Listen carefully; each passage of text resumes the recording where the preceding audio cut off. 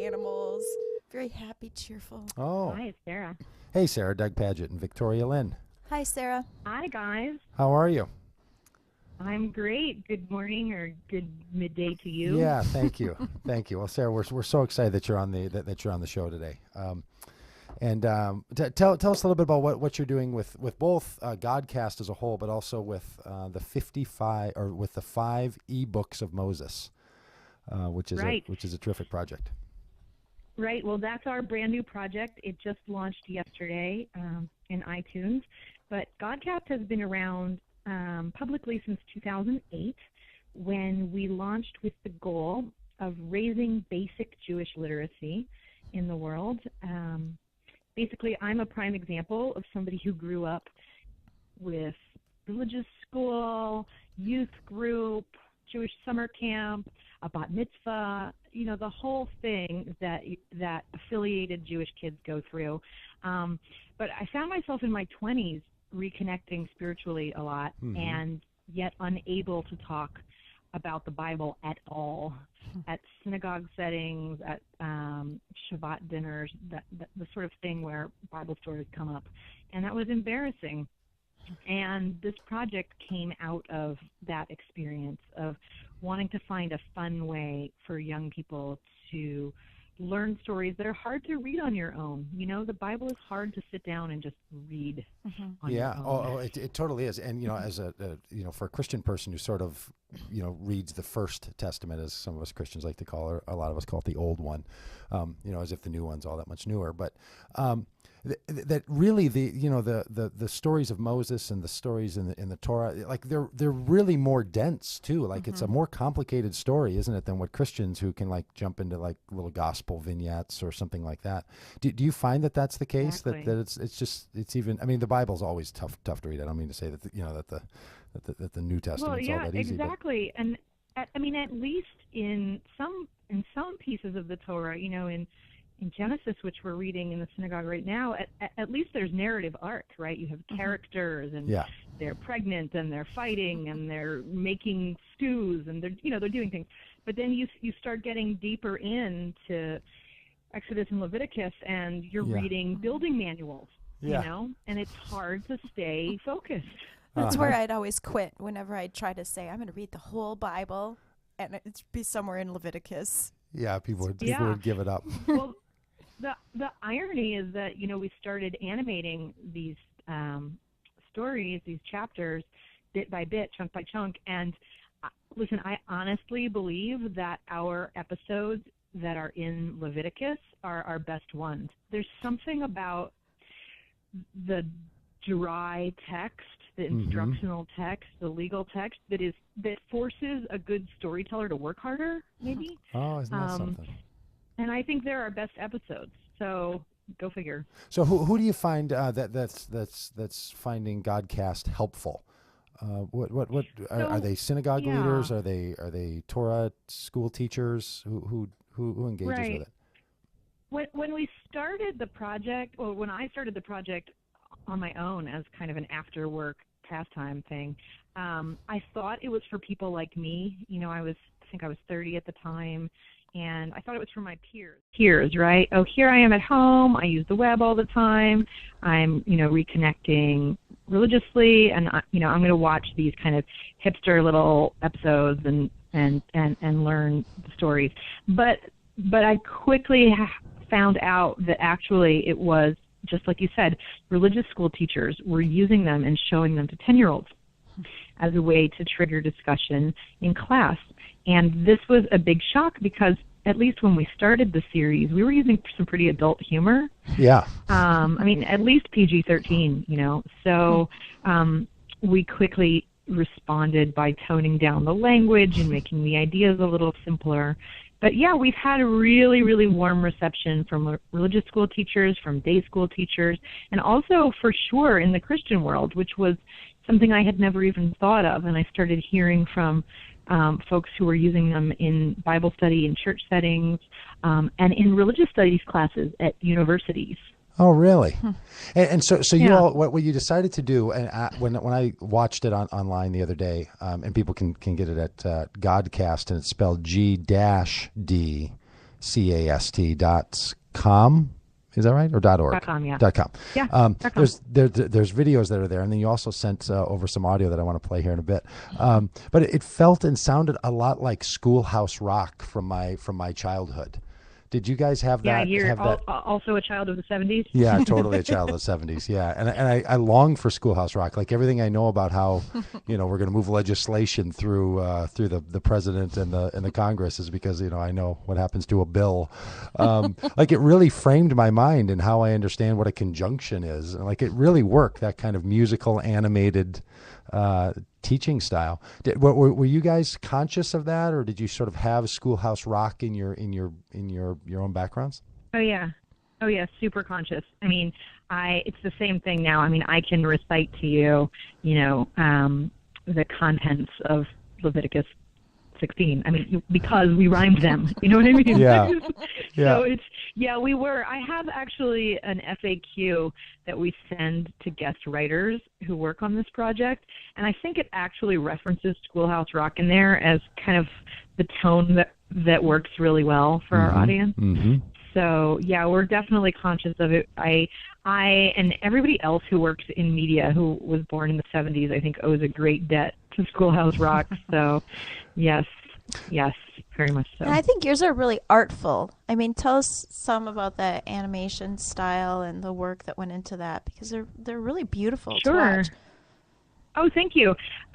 Well, we've worked over the last 5 years with, I think, 6 different animators. We got started on a shoestring budget. I mean, I paid for the first episode, with my credit card, and then we had a couple of very, very small grants from Jewish organizations that are interested in entrepreneurial work in this area, and they gave us, $5,000 here or there, and we spread that as far as we could go. So we only spent a few $100s on each episode. I recorded them in my house with a very, very cheap microphone. I didn't know what I was doing, and then an animator took the audio and did very, very simple Flash animation on a Macintosh. And if you watch, our episodes were done actually in chronological order. So if you start out at the beginning of the project with Parshat Bereshit, the first chapters of Genesis, you'll see the animation is extremely simple. I think very, like you say, artful use of stick figures and glowy orbs and things, but very simple, the kind of thing an animator could do in a couple of days. But our more recent work, like we just released a trilogy based on the book of Joshua, we're able to do much more intensive fundraising around those projects. And so we worked on an anime adaptation of Joshua, and it's much more visually rich, and it has scoring in the background. So the style really changes over time. And you've tried to use a lot of humor in what you're doing. And I know you mentioned you wanted to tone it down a little bit because there are going to be 10-year-olds or whatever into it. But does that strike people in the Jewish religious community as odd? Like, do you get pressure that you shouldn't, treat the text in such sort of pop culture and in humorous fashion? For the most part, no. People really appreciate it. It's almost like they're so grateful that 10-year-olds think it's cool. That the humor is fine. And I am as careful as possible to walk a careful line between being irreverent and being irreverent, if you know what I mean. Right. So we'll have some fun, but there's a line, and I think that's maybe one of my superpowers is that I have a good sense of where the line is. But yeah, occasionally we get a little bit of pushback, usually from the more religiously conservative end of the spectrum, along the lines of how dare you suggest that Joseph would ever, have been a quote-unquote jerk. Or, I think we used the word jerky to describe Joseph's behavior once, and I got some emails about that. Yeah. So yeah, every now and then we get a note, and it's good to have people out there watching out, and we read all those emails and we care a lot. Okay, so I want to play one of the audio clips that you sent me, and it's the file name is called Shemini Boosted. Is that right? Oh, sorry. Yeah, it's just because that we boosted the audio. Oh, you for boosted the audio. Okay. It's from what we call in Hebrew Parshat Shmini.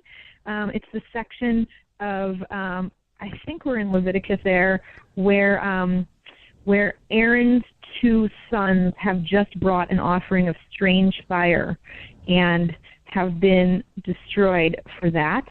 And Aaron is kind of in shock and mourning. And then the Torah describes that, and then interestingly, completely changes the subject and starts talking about what animals are clean and unclean to eat. Yeah, and that's what's really curious about it, right? Is it then, and I think it's really fun. It then starts listing, and a fun way of listing the animals that can be eaten and the animals that can't be eaten.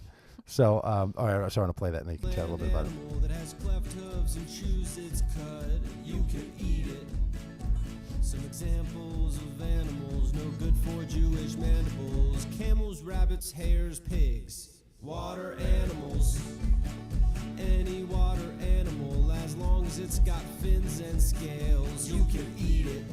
Like, it's really fun, right? And is this Sarah, in your idea, is this designed that kids would use it as sort of sing along?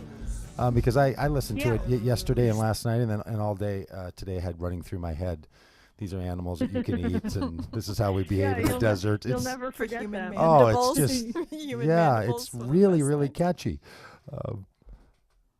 I mean, I think it gives a teacher or a parent who's talking about the laws of eating kosher, it gives them a fun way to do it. I mean, there's nothing fun about telling your kids they can't eat bacon, you know? Yes. Uh-huh. I mean, a camel, that's fine, but the bacon piece. I think it's a fun way to do that. Yeah.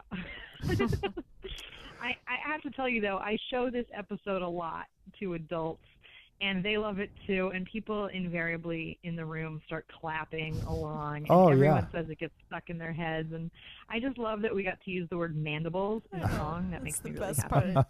That could be the only recorded song that uses the word mandibles. And okay, so talk to us a little bit about the process. Who does this? Who writes the who writes the music? Because you have different musical styles with each one of these, and I mean, it's pretty complex stuff that you guys are doing. Do you have an existing team of people? If other people would like to participate with you in that, can they submit things, or how do you put the projects together? Right. So when we animated the Torah, I worked with a writer named Matthew Roth, who's in New York, and the two of us made up a list. Oh, and he, by the way, narrates our Noah story. So if you watch the Noah episode, you can hear from Matthew himself. Matthew's a young adult novelist and game designer in his day job life. Anyway, Matthew and I sat down and made a list, kind of our dream list, of who are the most interesting Jewish voices out there. Not the most famous, but interesting, people who are emerging on the scene as people we think you should pay attention to. Yeah. So we made a list, and we just kind of asked them. We used our networks and got through to these people and said, hey, would you be interested in this? And people didn't know who we were or what this was at first. So it's mostly our friends in the first dozen episodes. That's great. You know, like literally people that we knew, and they said, yeah, okay, I'll do it. But then as the project went along, we were able to ask increasingly well-known people. We have a couple of, smaller celebrities on the site, which is great. And then what we did is we said, hey, we're looking for a 4-minute, what in Hebrew we call Devar Torah, like a little sermonette, if you will. Like, here's what happens in the story, and here's what it might mean to us. And we asked them to write a 4-minute piece. And they're from all over the world, by the way. It was important to us. They be from all over the world, and they be religiously diverse. They be liberal. They be conservative. They be straight. They be gay. They be everything, really. And wherever they were, London, Jerusalem, New York, we found a recording studio for them to go to. They recorded their piece, and then we took it from there here in San Francisco. Wow. Okay, so I'm gonna play one other bit. It's got a different sound to it. To me, it sort of sounded like the Bare Naked Ladies. It's kind of got this bluegrassy kind of tone to it. Yeah. Okay. That was pretty cool. It didn't stem the angry crowd that drove Moses to the brink. He said to God, I'm not their mama. God said, shut up, let me think. Moses strides on past their tents. Families weeping where they stand. He said, God, please kill me now. God said, hey, now here's the plan. Tell them flesh is what you want. You'll have enough to fill your think throats. it's I'll lay great. down birds for 30 days until they're bleeding out your nose. This freedom I have given you is free. Give it a try. Of course, we gathered up the poultry and we heaped it into piles, while the mouths of all the simpletons were watering in tents. Joshua tried to stop your prophets who he thought were too intense, but Moses said, what are you jealous? Let the prophecy abide. And as we lifted up our drumsticks, by the thousands we expired. And I was one of them that died. He called the place Grave of Desire. And as a postscript, let me add a little something I observed while my soul hovered above the desert. This was heard. Moses' brother and his sister, hardly candidates for strife, had gathered up a little nerve and come to mock his choice of wife. They said, what's with this foreigner? We have to marry Jews. Do you think you're so special? Hey, now God talks to us too. God descended in a cloud. The divine anger was unbiased. Told them only God makes prophets and that Moses is the highest. Like, you guys are really trying to do some good work to tell a really complicated story in different musical styles. It's really quite smart. That one's a doozy too. Wow, a lot happens in that chapter. Yeah, it does, and Wow. I think it's a really interesting choice of the style of the song going with the story. It really fits. So I congratulate you guys on really great work. But now what? But now what you're doing? Oh, I was going to say we did that chapter twice. It's like the story of Miriam and Aaron gossiping about Moses. Uh-huh. We did it in that bluegrass song, and then we recently redid it again in kind of a kids folk song format. So we have another episode called "I'll Be There for You" about sibling rivalry that you can check out on the site. Perfect. Now that's what you're doing. That's kind of your standard fare godcast.com projects. But what you've also come out with, and what was released yesterday, was the 5 eBooks of Moses. So tell us a little bit about that project. Yeah, it just occurred to us recently. You know, there's this evolving, exciting new standard for e-readers. You know, iPads and Kindles and stuff, where you're starting to see books that have multimedia embedded right into them, Right. like audio and videos. And you're mostly seeing, I mean, this is a low-level phenomenon right now, and you're seeing it pop up, especially around textbooks. Like you could be reading your biology text, and it has videos in there. And we saw that and thought, we got a book, we got videos, maybe we should do that. And it's not something that we had fundraised for or that we had any plans of getting into the book world, but we just thought, hey, why not? Let's see what happens. And so we put together the text of the Torah with the videos we already made in 2009. We learnd a lot about creating rich media ebooks. Which is not easy, right? Yeah, no big deal. And and we launched it just yesterday. There's already, I mean, I haven't even looked this morning yet, but yesterday we had something like 750 downloads already. Wow. So this is extremely exciting. I mean, wow, this is a whole new way for people to find the content that we've made.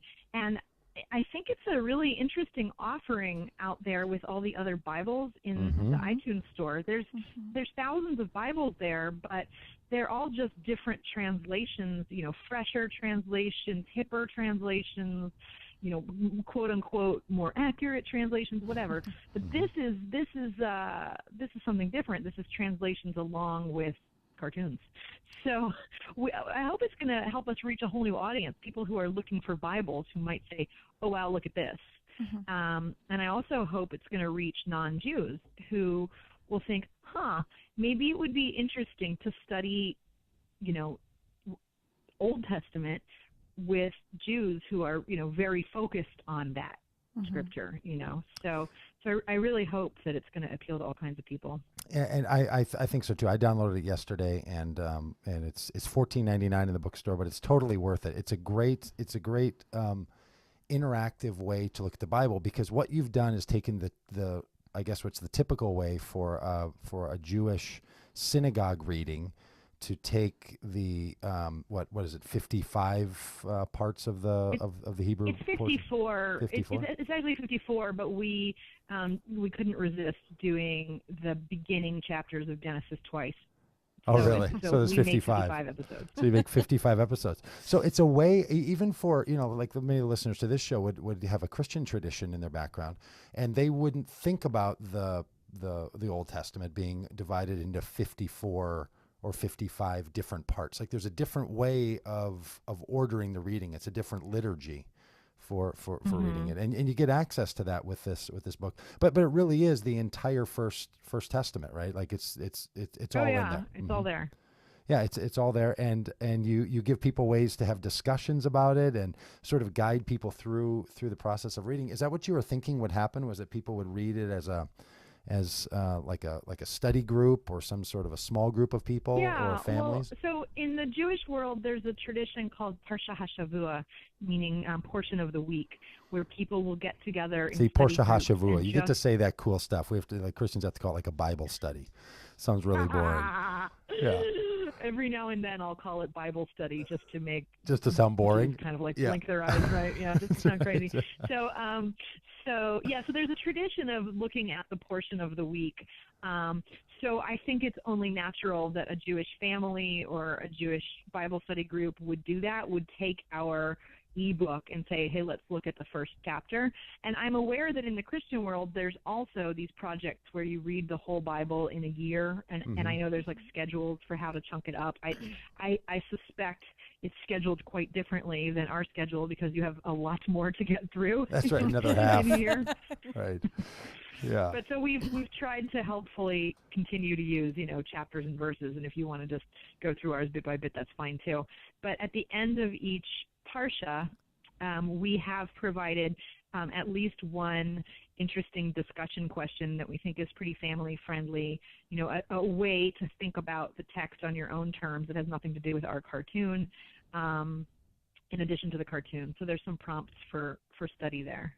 Yeah, and I'll tell you, I think, I kind of keep up on this sort of stuff, but I don't own, this is the only like rich text or media enriched book that I own on my iPad or my iPhone. Isn't that funny? Like I have a bunch of books. I get a bunch of digital books, a bunch of Kindle books, which are basically just this, the book with, a screen, right on a screen. But you guys have really made the interaction, the way you can take notes, the way you can highlight things, and then these videos and little animations throughout the readings really changed the dynamism of the reading process. Like I think this is going to become one of the first enriched ebooks that many people are gonna own. Do you think that's true? That's are you finding that amongst you? Like how interesting, right? That not only the Bible becomes one of the first interesting ebooks or enriched ebooks, but one put out by Jewish community, because frankly the Jewish community hasn't always been at the forefront of kind of the new Bible development. Is that right? Yeah, it's true. It's true, and I think it's so odd. I'll just come out and say it, that, the quote-unquote people of the book are not such great, book readers all the time. And so that's what we're working on. You guys got us beat at our book reading. Yeah, well, I don't think you're beat by much. I don't think we're very far out in front. I think this is one of the best. It's great. I can't wait to share it with my kids and my family and friends. Yeah, really. And I'll tell you, you can see kids sitting down with reading through because children do this all the time, especially younger ones, 4 years old, 5 years old, 8 years old. They like want to just play with the iPad because there's all these things you can do. You can create, you can touch, you can watch, you can listen. Like that whole medium. For the Bible to be available to families and kids, or even Sunday schools or whatever around that, I think it's just terrific and good for you guys. Now we wanted to ask you about your name, and we noticed that you can say God, but that when you have Godcast without the O. We wondered if you could educate us a little bit about that. Sure. So you're probably familiar, even just from the scriptures, that there's this idea that God's name is unpronounceable or ineffable, and is often just spelled out with 4 letters, the so-called tetragrammaton in the text. So extrapolating from that idea, many observant Jews today are very cautious around saying a name that's too close to God's name, and so people use the word Hashem, which means the name, and they'll often talk about Hashem, and when they're writing the word God, they will put a dash instead of an O, and that way, if, say, the piece of paper you had written God's name on were defaced or thrown away, you don't have to worry about it. So that's where that tradition comes from, and as far as us using it in the URL, it was just kind of a wink to our Jewish tradition. Even though everybody doesn't keep that custom, it was just a wink to the tradition and a way to give it a little flavor.